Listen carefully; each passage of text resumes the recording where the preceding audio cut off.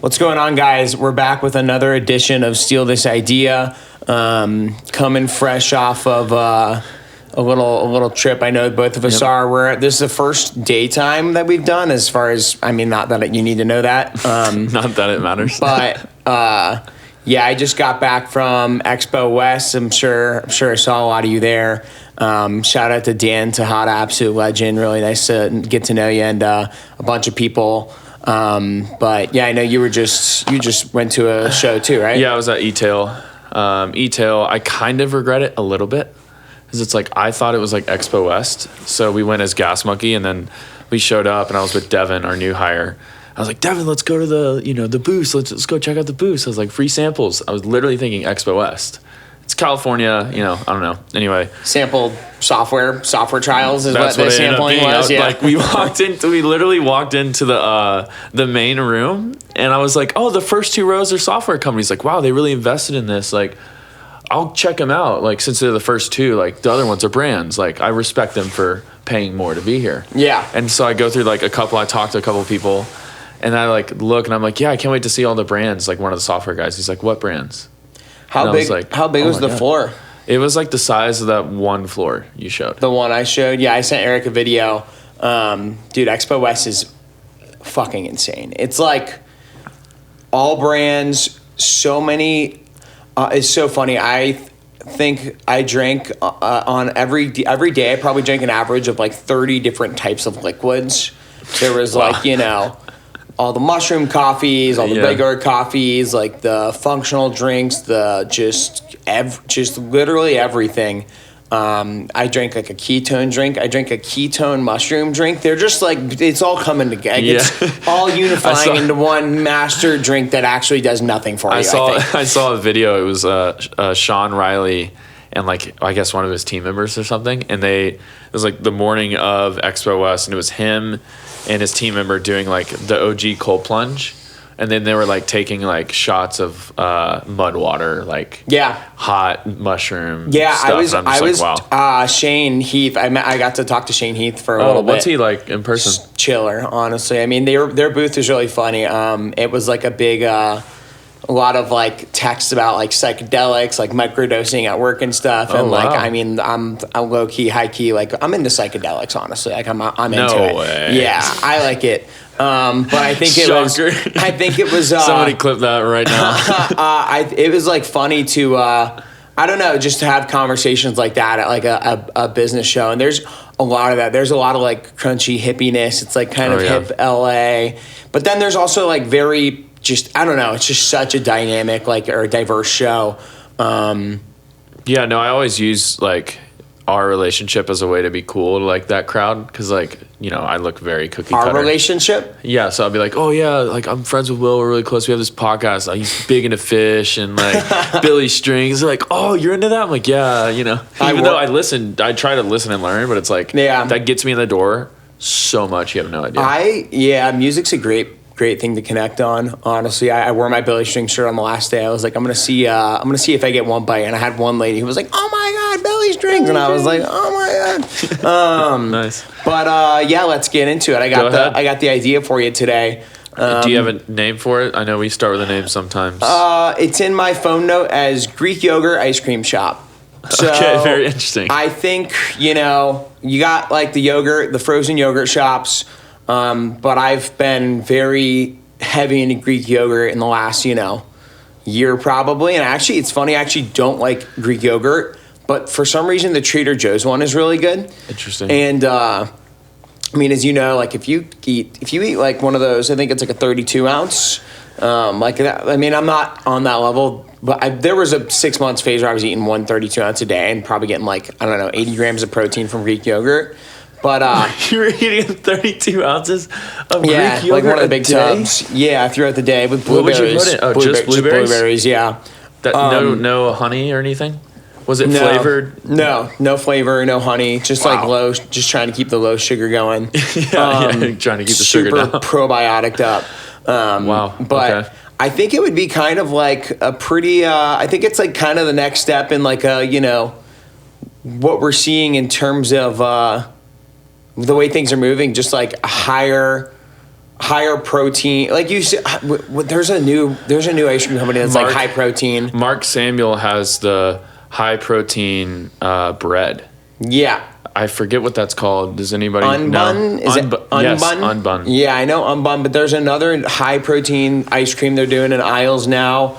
But I think just like, I mean, it makes sense to me that like people want to have, you know, more conscious, healthy eating, but they still want to eat sweets. But like, I'll say this, I don't know how you're gonna do it, because I tried to make Greek yogurt ice cream and it just turned into like frozen, not good anything. Yeah. But you could formulate it. Someone could do it. Also, you just find the guy that's really passionate about it, give him equity, right? I mean, and then you start but you said it's a shop? Yeah, I mean, you could. Or are you going to do You could, everything? I mean, just Greek yogurt ice cream in general. I like the idea of a shop, like a scoop shop, doing different flavors. But I think you could, if you formulated it right, it would be pretty good. But, I mean, it does go back to the theme. Like, at Expo West, there was, like, protein balls we were eating. There was protein. Oh, like blender bombs. Like the Bomb Co. I don't know. Protein balls. Yeah, so like you put it in a smoothie. No, this was like a little just protein packed. Oh, like did you try just it? chewed it. Yeah, I tried it. It was okay. It was good. There was like multiple protein balls companies there. There was protein pasta sauce. Pretty much just like everything just getting proteinated, and there was like caffeine chocolate. I'm sure there's some people who have to Expo West. Jared has God Tier, which is like all supplements, protein. I mean, I think the whole movement of that is true. I think you're valid there, but it's like, how do you stand out if everybody's doing it, you know? Yeah, well, that's why I think that I honestly think it'd be more standout if you did an actual shop, like a scoop shop, than like you know, all these people who are trying to pack aisles. It's so insane how much food. And I was talking to my business partner Greg about it. I was like, I guess it makes sense that there's all this food because like everyone needs to eat, but like it's competitive out there, and it's like, I don't know, making it in the food product world, it's not like you can just, I mean, you can just spin up a Shopify, but like it's not, your goal is to get into aisles because you're meeting your customer in the aisles, you know? Yeah, it's interesting because I don't think anybody really knows yet. It's like, to me, like what, I guess we could think about what's the ideal CPG company that we like, that we know is profitable. Like for me, it's IQ Bar. Yeah. Like what Will's done at IQ Bar, it's like he started Will's super chill. Amazon, right? Yeah. And then, so my team funded him at Wayflyer back in 2021. And they were only doing like, I think it was like $3.5 million at that time. Yeah. Now they're doing, I think it's like 50 million plus. But really? It's like, but a lot of that is like 50-50 Amazon Shopify. That's where he started. Well, not even in retail. A lot of it's like Costco now for him and stuff, right? He's got Costco, Walmart. He's got pretty much all the big, you know, retailers. However, he's still pushing really hard Shopify. Yeah. Really hard Amazon. And, you know, what's a world where IQ Bar somehow has flagship stores? Yeah. Because like Portland Leather, no, that's not CPG. Like, that's not, you know, consumable, right? But it's like they have stores that do $2 million a year, $2 to $5 million a year. I think apparel's a little bit different though. Well, it's leather goods, but it's like interesting though. Like, who's gonna crack the code on that? Because like you said, ice cream shop. Immediately, I'm like this, but it's like if you can figure it out and you manufacture your own stuff, like that could be super profitable. Yeah, I mean, I think if with the Greek yogurt ice cream shop, you'd honestly start with a scoop shop. And then if you gain some traction, then you could start doing package. It's kind of like Van Leeuwen ice cream. You're starting local. Kind of gone to that point. Yeah, also like, it's a much easier to have testing ground and be like, oh, this flavor is selling a lot in the store. Like this is what people exactly want. What works. Versus like, let me go produce 10,000 pints of this and hope that people like it, you know? Oh, dude. You know, it's funny the way you just said that is Portland Leather. I'm learning a lot about them because we're doing a giveaway soon. Yeah. Hopefully this doesn't come out before that and I'm giving away their plans, but we can bleep that out. But anyway, what's unique about their model is McCoy is running the ads, right? But they're manufacturing their own SKUs. And so basically what Curtis will do is like, hey, we're going to make 20 new SKUs, right? And he's going to make 5 units of each SKU. Yeah. And he's going to say, hey, I want you to run ads. and start scaling each one of these SKUs and tell me which one does best. Yeah. McCoy goes, hey, these 3 are crushing. Make me another 1,000 of each of those. Well, so that's what you're talking about. Well, that's almost. the nice thing about them owning their manufacturing is they don't have to meet MOQs. They can really do a lot of iterations, They know tests, it works. and then scale. They're always selling the hot item with high ROAS because they're making it. Yeah, it really is impressive to me what the numbers they're able to hit because, like, I mean, I'll be honest, I didn't know Portland Leather until I kind of got to know Curtis. Yeah, same. But, you know, it's just funny because there's definitely brands that people think are really big, like, you know, like Rip Curl or like Hurley. And, like, I bet Hurley's Shopify, this is just a random guess, is doing, like, 20 a year, 15 mil a year. Like, I don't think they're doing as much, but then again, I have no idea. They're probably selling a lot more to skate shops and like actual physical it's retail. It's a different game for them, you know, locations. But I love that idea with it's almost like, you know, starting with the shop, right? The in-person, you know, the brick and mortar. Yeah. You can just basically push out crazy stuff all the time. It's like, what happens when one day you find out that this flavor is crushing? Yeah. And then you're like, hey, yo, let's go find a hey, co-packer. Greg, let's triple down on this for the next 3 weeks. Yeah. And let's get the co-packer. Yeah. That's all you need. Like, yeah. and you have all the relationships there anyway. I guess there is Greek yogurt like ice cream bars. No, they are doing those. There. That exists, but I've never seen a Greek yogurt ice cream shop like where you're getting scoops. And I think it's a commitment. Nobody wants to make that commitment. They don't have a bigger play. Like the person that would start that is not, you know, thinking big e-com 8 figures like we are. Yeah. They're thinking, oh, I go to a local shop, want to talk to people, meet people in the community, and have a break-even business, basically. Yeah. And I want to own the real estate of the shop. Yeah, I just, I definitely want to have at some point some physical business, like retail location of sorts, doing probably consumable. I don't think I do. Like, as a music head, I would love to run a venue, but also I don't want to deal with, like, selling alcohol and dealing with drunk people and just, like... Not fun. I think, like, honestly, alcohol is a pretty... lowers the collective conscious that we exist within. So yeah. I wouldn't feel too stoked about, like, quote unquote lowering the collective consciousness. But we should raise it. Little coffee shop. Yeah, we should raise it. That's what I mean, dude. That's kind of what a lot of companies are like. When you look at Mudwaters, that's like kind of like the ethos of the company is like raising the collective conscious. Yeah. I do think it's interesting. Like you look at Mudwater and a lot of these companies, and they're like kind of a movement against caffeine, and then but there's for everyone that's a movement against caffeine, there's another that's like, no, we just put mushrooms with caffeine. Yeah, you know, so like we're both. And yeah, it's like because yeah. they understand there's the hey, I am not changing from caffeine. Yeah. It's like when is caffeine? I mean, caffeine's been a thing for a long time. It's gonna stay not around. going anywhere. We all had caffeine today, I think, in this room. Yeah, I'm like 2 coffees deep for sure. Not everyone's saying for yes, clearly. Sure. I think we've all had too much. I think we can all agree on that. It's so funny. I only had 1 latte, and I don't drink coffee very often. I like Charlie's gobbling down some coffee right now. Yeah, I say that I do it because I like the flavor, which is true, but there probably is some subconscious that's like, I want the caffeine. But yeah, like yerba mate is interesting. We actually started working with Matena. I think that's how I say it. Sorry, Nick, if I said it wrong. Matena, which is like the Huberman owned yerba mate. And I guess I stopped by their booth and gave them some Yetis. I was handing out like Yetis for say-by, and I guess Huberman was at their booth for like 4 hours. But oh dang, yeah, I think there's definitely a big He's a movement. great beard.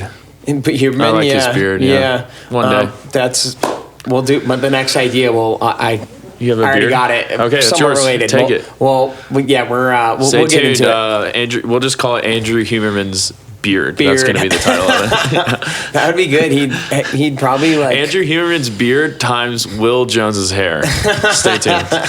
But no, I think there's obviously a big movement. It's very interesting to see everyone who's just packing protein into everything and packing all this functionality. Yeah. But it's a funny scene out there. Yeah, you definitely got to do Expo West. I will. I did have a question on this idea. So we've talked about, I guess, how to start it, right? It makes sense. Local. Talk about other brands. Maybe I feel like this has been a lot of like, here's the idea, here's what inspires it, and here's how you could do something similar or different. But my question would be from a financial standpoint. what kind of lift do you expect if somebody wants to do this, right? I'm sure people have already thought of something similar, right? So it's like, what does it take? And then how do you make it profitable? I am curious, like, seems like you can keep it at least profitable on the shop level, but at scale, like, are you going for subscription? Are you going for... I would be scaling locations. Like I would be. So you're really staying at the I like original. the scoop shop to begin with. Like honestly, again, that's just So you're like not even trying to change anything from there, really. That's just kind of like maybe if it was like blowing up and someone came to me and they're like, I want to co-pack this, or you franchise it. I have a friend, her parents kind of like hit a bust. They hit the bust in the 08 recession and like went to zero. Her family did, and they're from France, and they opened up a shop called Les Macarons. And they do like French macaroons, and they franchise out. They have like 80 locations now, which is like so cool to see. How many finance people do they have? I don't know. It's gotta be know. like 10. But no, they're like it was pretty cool to see like a friend's family go from like zero back right into it, and they actually scaled it in a really interesting way. So they're from France, and where in France? I don't know. Oh, France. okay. Just curious. Wish I could tell you. My last name's Autry. Autry is a place in France, which is where we're from. So definitely not French. So no, it's super interesting though. They would basically, as they scaled this business, they would front cash to their friends from France to come to the U.S., open up, they would get business visas, long-term business visas. So the family would basically say, here's $500K, open the store, here's the payback period, and then they have a new franchisee. And then every franchise they opened was actually ran by French people. Oh, wow. Which I thought was really cool. So it almost got better quality-wise. Yeah, but I mean, it's actually, they produce all the macaroons in my hometown in Sarasota, Florida, and ship them. They ship the macaroons. From Florida? Yeah, they live in Florida. Yeah, so the first locations was on St. Armand's Circle, for those that are familiar. What city is that in? Sarasota, yeah. Got it. But a lot of good golf courses there. Oh, it's Florida, dude. It's heaven's waiting room. I want to go. We're golfing all day. Oh, man. I want to play before Commerce Roundtable. I'm trying to get some rounds in for sure. Yeah. Get a little sunburn on the neck. Yeah. True Floridian. You can do that easy. Sorry. Don't be sorry. No, but yeah, I think that's kind of like a wrap. the idea. Yeah, I think there's. It's just with any given ice cream, you can get so creative with flavors. It'd be kind of a fun creative outlet. You could have a lot of good baselines. Like I would just do a straight probably blueberry, a lot of fruity base, but chocolates. But I just don't know how you get the consistency. You need to have some good formulation. Yeah. I mean, for somebody that knows how to do that, this is a no-brainer in my opinion. You just have to figure out. You can almost start this in like a vacation destination town. Yeah, and it's like those, but like not at like a big one, like maybe like Cannon Beach or something. And like you start there, it's like the real estate isn't terribly expensive, but it's still relatively expensive. You rent it from somebody, and then you end up buying it. I mean, it would be a great. That's just like the intro. It's like how do you get it started? I would just start in like California or some shit because people are like want to have functionality and health and stuff. But yeah, sure. I think that's it. We'll see you guys on the next one. Bye.